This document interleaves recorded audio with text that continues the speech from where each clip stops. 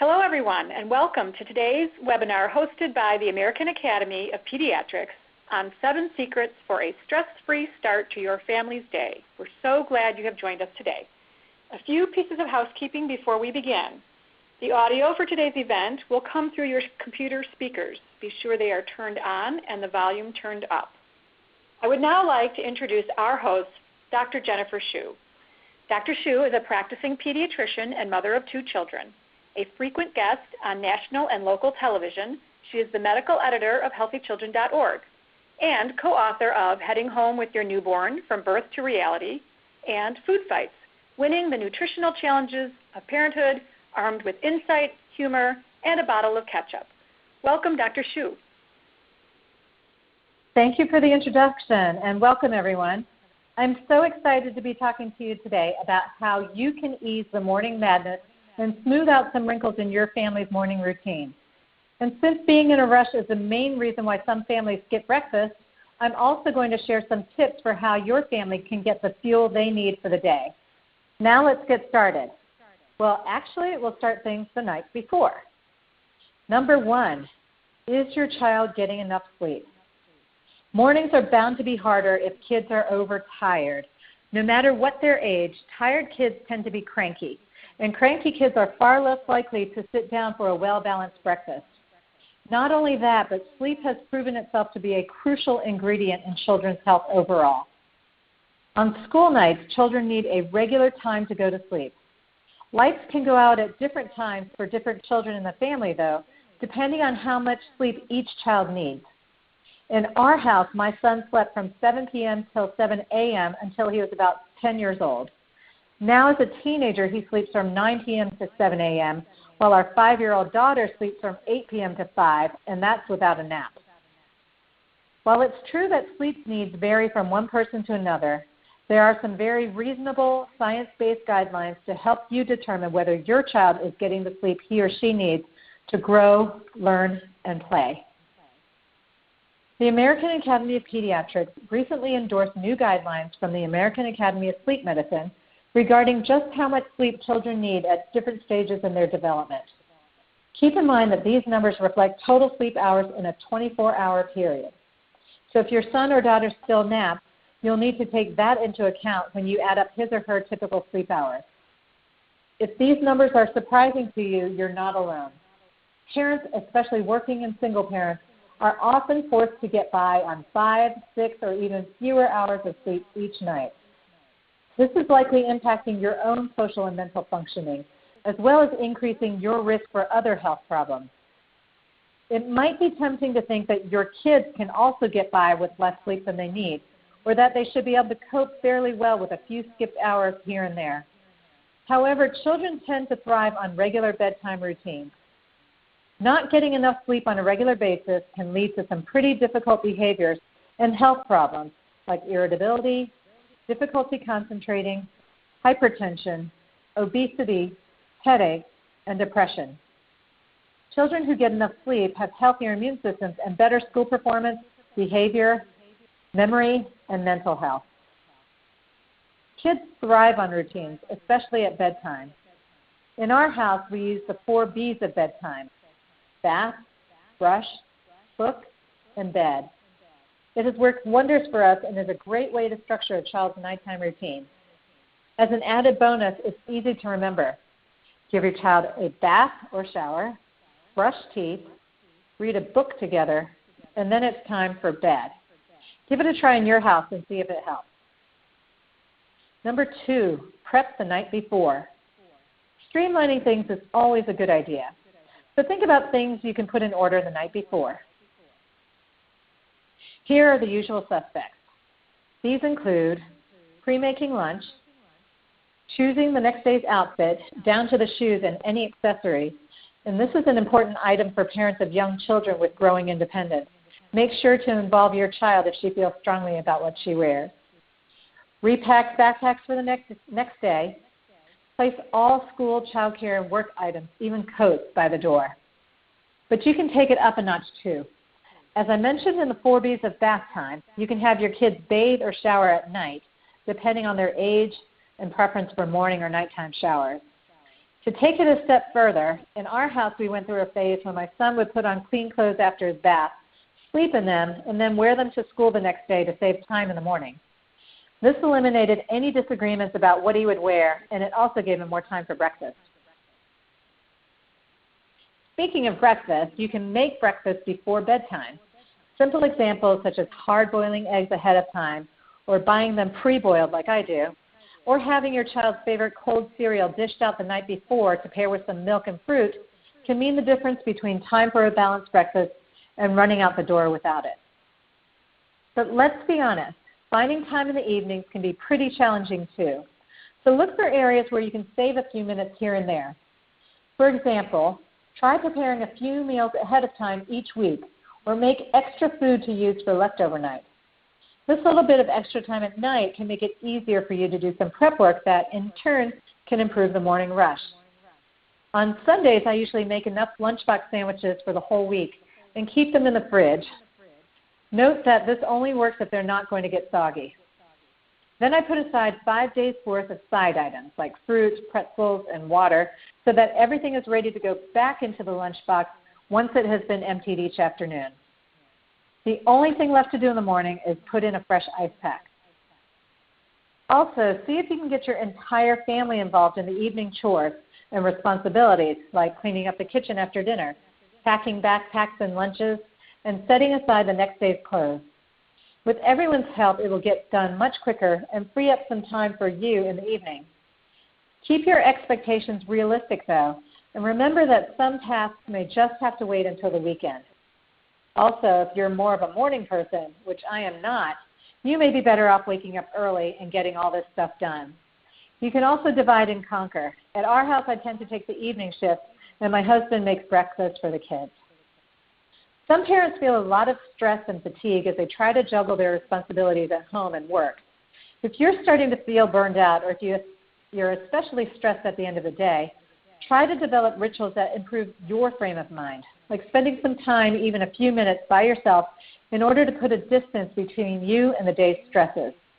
Try to make time for exercise, to get your nails done, read a book, or do whatever keeps you sane. Keeping yourself happy and healthy is one of the greatest gifts you can give your child. Number 3, watch the clock and the weather. All kids are different. Some kids can jump up and get started on their day, while others need more time to wake up and get moving.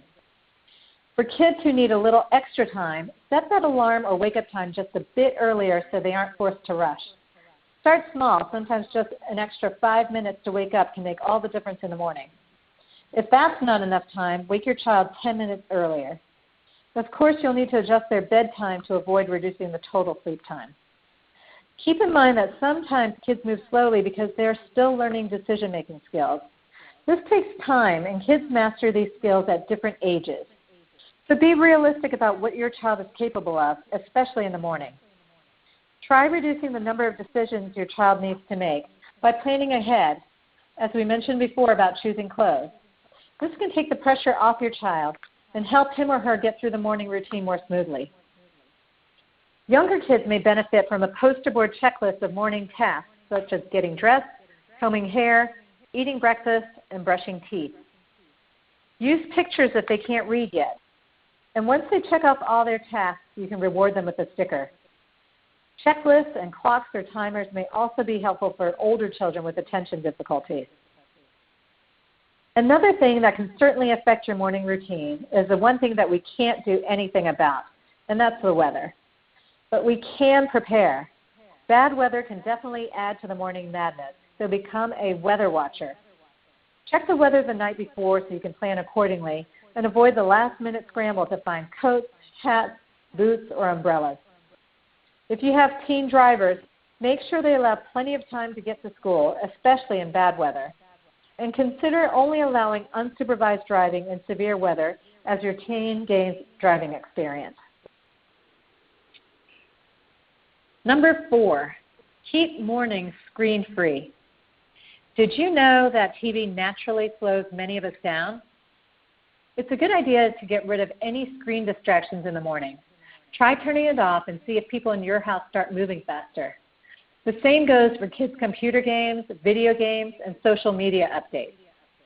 If turning off the TV in the morning is difficult for your school-age child and adds to the morning stress, consider only allowing some TV time once they're ready for the day. That means they've had breakfast, brushed their teeth, put on their clothes and shoes, and are ready to go. If they dawdle on those tasks, they won't have time for TV. Give them a chance the next day to get their chores done quicker. Keep in mind that the American Academy of Pediatrics discourages TV and other media use by kids younger than 2 years.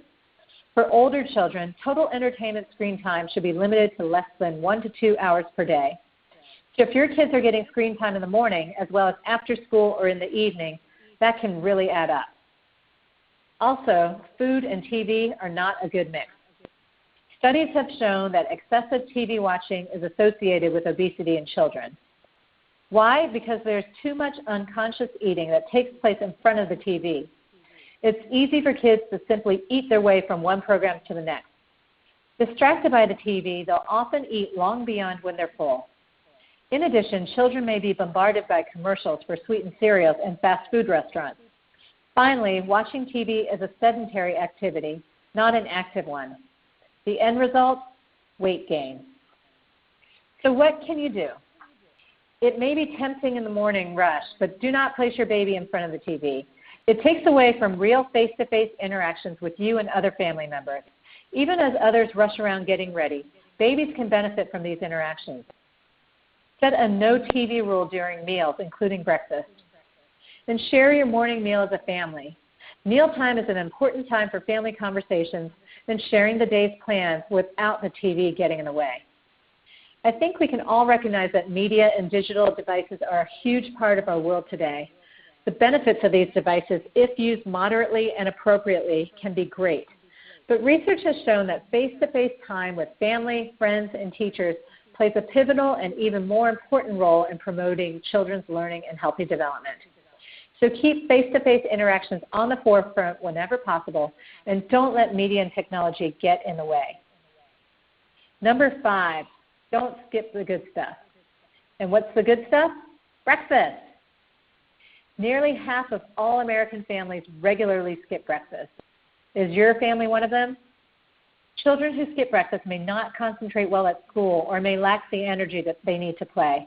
They also tend to eat unhealthy foods as snacks. So when it comes to getting your children to school, a healthy breakfast is just as important as gym shoes and sharp pencils. Breakfast has been associated with everything from better memory, better test scores, and better attention span to decreased irritability, healthier body weight, and improved overall nutrition. For families that find it difficult to have sit-down breakfast, consider using some easy-to-go breakfast foods that your child can take and eat on the way to school. Good options include yogurt, granola bars, dry cereal, breakfast bars, fresh fruit, and dried fruit.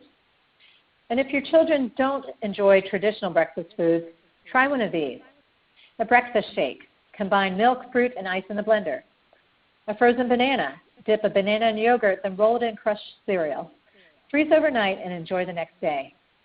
Leftovers. Serve whole wheat spaghetti or chicken, hot or cold. A peanut butter snack. Spread peanut butter on whole wheat crackers, a tortilla, apple slices, or jicama slices. And finally, my daughter and I can often be seen eating burritos on our walks to school. What better way to multitask and get both your breakfast and steps in? Just remember to walk and eat carefully in order to avoid choking. And save the Pokemon Go for after the crazy carpool rush. Number 6, limit the sugar. The American Heart Association recently came out with a recommendation that kids from 2 to 18 should not consume more than 6 teaspoons of sugar per day. Most kids take in more than 3 times that amount on average. That's the equivalent of a 20-ounce bottle of regular soda every day. While the health problems associated with too much sugar are obvious, such as unwanted weight gain and tooth decay, some children become more excited or have behavior problems after eating sugary foods or those with artificial colorings or flavorings. So why sabotage your stress-free morning with too many sweets? When it comes to breakfast foods, look beyond the eye-catching packages of children's breakfast foods, especially cereal. While cartoon characters can be mighty appealing, cereals not specifically marketed to children tend to contain more fiber and less sugar. Focus on finding cereals that are low in sugar. You can try sweetening cereal naturally by simply adding fruits like blueberries or sliced bananas, strawberries, or peaches. It has been reported that children served low-sugar cereals are more likely to balance out their breakfast by adding fresh fruit to their bowls or eating fruit on the side. When trying to avoid excess sugar, it's important to consider what your child is drinking in addition to what she is eating. Children can easily drink a lot of juice because it tastes so good. However, too much juice in your child's diet can lead to other problems, like poor nutrition, obesity, and tooth decay. While juice is a staple on many breakfast tables, it's usually best to give your child plain milk or water instead. Even if the label says it's 100% fruit juice, too much juice can add unneeded calories to your child's diet, as well as harm your child's teeth.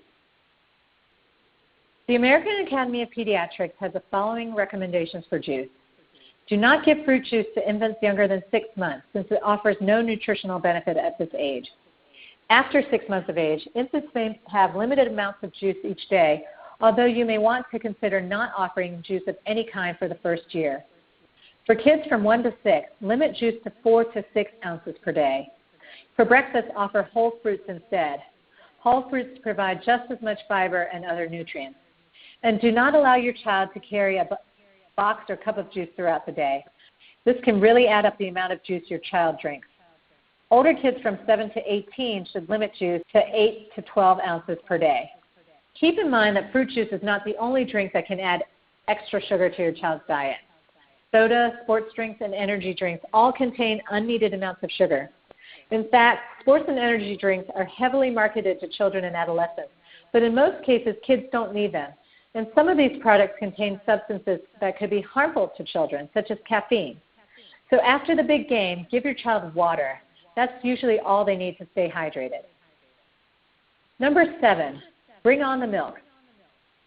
Whether you serve it in a glass, cup, or bowl, milk is a simple way to help kids get a protein-packed breakfast before school with no prep time required. No matter which one you choose, whole, low-fat, skim, organic, or lactose-free, all these forms of milk provide 9 essential nutrients, including protein to help build and maintain lean muscle, vitamin A to help with eye health and maintaining a healthy immune system, B vitamins such as riboflavin, B12, and niacin to convert food into energy, potassium to help regulate the balance of fluids in your body, and bone-building nutrients including calcium, vitamin D, and phosphorus. On a side note, the peak bone-building years are in adolescence, but kids will continue building bone into their early 20s. Although vitamin D is best known for its role in promoting calcium absorption, new studies show that vitamin D may also boost immunity and help prevent infections, autoimmune diseases, cancer, and diabetes. Other dairy products such as cheese and yogurt can provide many of the same nutrients. For example, 8 ounces of yogurt or 2 ounces of cheese have about the same amount of calcium as 8 ounces of milk. Therefore, either one would equal 1 serving. But be sure to check the food labels on these products, especially yogurt, to make sure there's not a lot of added sugar. It's also good to know that there are never any hormones added to milk. But if you're concerned about growth hormones in milk, there are many milk choices, both conventional and organic, from cows that are not treated with any growth hormones. Check your local grocery store and read the labels to be sure. Now here's a mythbuster for you. Some people believe that vitamin D is only found in whole milk, but that's a mistake. All milk contains vitamin D, so it's not necessary for children over age 2 to drink whole milk in order to get enough vitamin D. The amount of vitamin D is the same whether the milk is whole milk or reduced in fat. So let's review. While we may never find a total cure for stressful mornings, we've talked about a variety of ways you can at least reduce stress during the morning rush, and some practical ways your family can incorporate healthy habits into your busy mornings. So remember, number 1, get enough sleep. Number 2, prep the night before. Number 3, watch the clock and the weather. Number 4, keep mornings screen-free. Number 5, remember to eat breakfast. Number 6, limit the sugar. And number 7, don't forget the milk. You're invited. Register on healthychildren.org and receive a free e-newsletter twice a month, get a personalized homepage, and qualify for special offers. Don't forget to follow healthychildren.org on Facebook, Twitter, and Pinterest. Thank you. We hope you enjoyed today's webinar. Keep an eye on your email for a quick survey, and please let us know what you thought of today's webinar. And a special thank you to our sponsor, Milk Life.